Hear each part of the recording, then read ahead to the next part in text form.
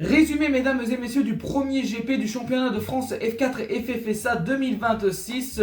De retour dans ce petit décor qui est ma chambre, avec mon petit drapeau belge et mon drapeau du coup du GP Explorer 3. Et je suis content que le cadrage met en évidence du coup mon pilote phare de cette troisième édition. On en profite du coup d'être tout seul à la maison pour pouvoir justement tourner derrière ce plan. Donc j'espère que moi ça me fait plaisir en tout cas d'être là. Je vais pas trop vous demander votre avis parce que en réalité je m'en fous. Donc là, mesdames et messieurs, on va partir sur un petit résumé du premier championnat de France F4 parce qu'un petit lien avec le drapeau, aussi éventuellement GP Explorer, F4, championnat de France F4, FFSA, why not, etc. Donc du coup, pour pas changer, je vais lire mon script qui vient forcément des recherches internet effectuées via le lien de la FFSA academy.org. Ouais, je donne mes sources comme ça parce que voilà. Et oui, pourquoi est-ce que je lis encore des scripts? Parce que j'ai un trouble de l'étude, ce qui fait que je ne sais pas étudier des longs textes sur le court terme. Et surtout que là, ici, j'ai très peu de temps devant moi pour pouvoir tourner ici. Je dois enchaîner les vidéos.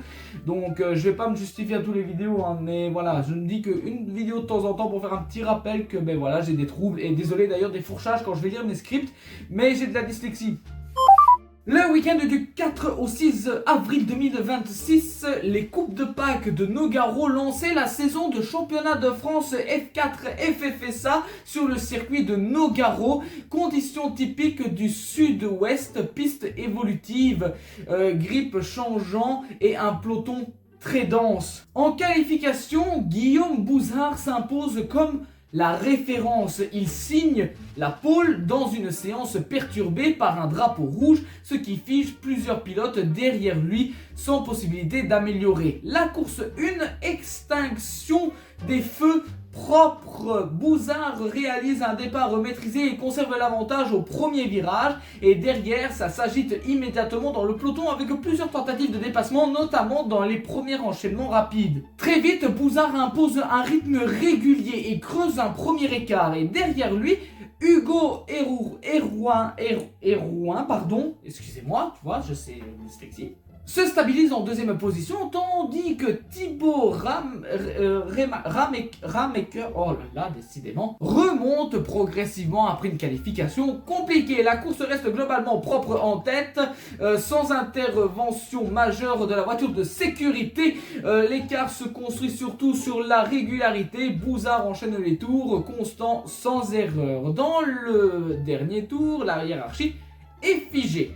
En 1, Guillaume Bouzard, Hugo Hérouin et Thibaut Rameckers. Course 2, grille inversée, changement total de scénario. Lewis Francis profite pleinement de sa position de départ et rend rapidement la tête après un excellent envol. Derrière, c'est beaucoup plus agressif. Plusieurs pilotes tentent de remonter avec des dépassements tardifs au freinage et quelques contacts évités de justesse. Le peloton est beaucoup plus compact que lors de la première manche. Une neutralisation vient resserrer les écarts à mi-course.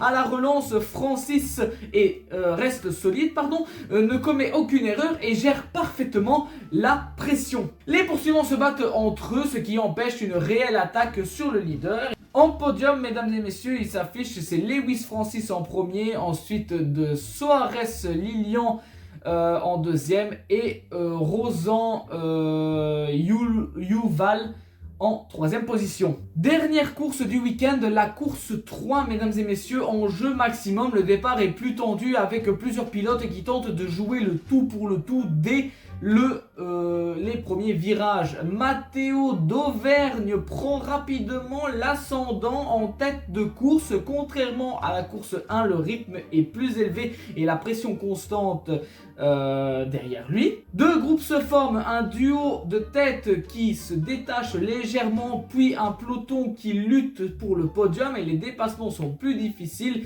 La gestion du trafic devient déterminante et dans les derniers tours, d'Auvergne reste impeccable, trajectoire propre et aucune erreur et bonne gestion des pneus. Et au niveau du podium, mesdames et messieurs, on a d'Auvergne Matteo, ensuite on a Thibaut Rameckers en deuxième, félicitations d'ailleurs pour le Belge, je suis vraiment content. Et en troisième position, on a Bouzard Guillaume. 3 courses, 3 vainqueurs différents, Bouzard, Francis et d'Auvergne.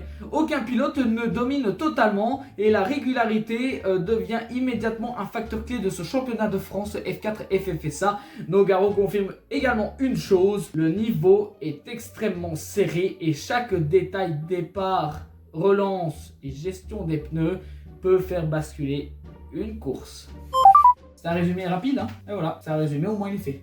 C'est un résumé. Moi, le but, c'est de faire un résumé l'ASC.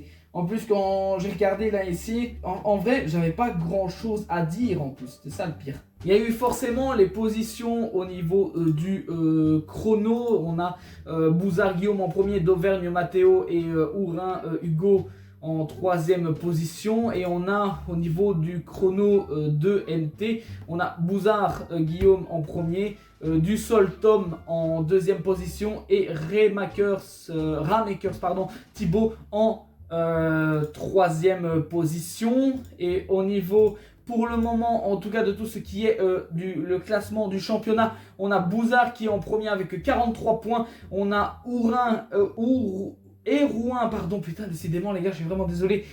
Ourin et Rouen Hugo en 2e position avec 30 points et d'Auvergne Mathéo avec 28 points. Et au niveau du classement féminin, on a Brianne Annabelle avec 40 points. On a Pro NK Angelina avec 39 points en 2e position. Oh là là, alors là, Stieblechinger Clara en 3e position avec 35 points.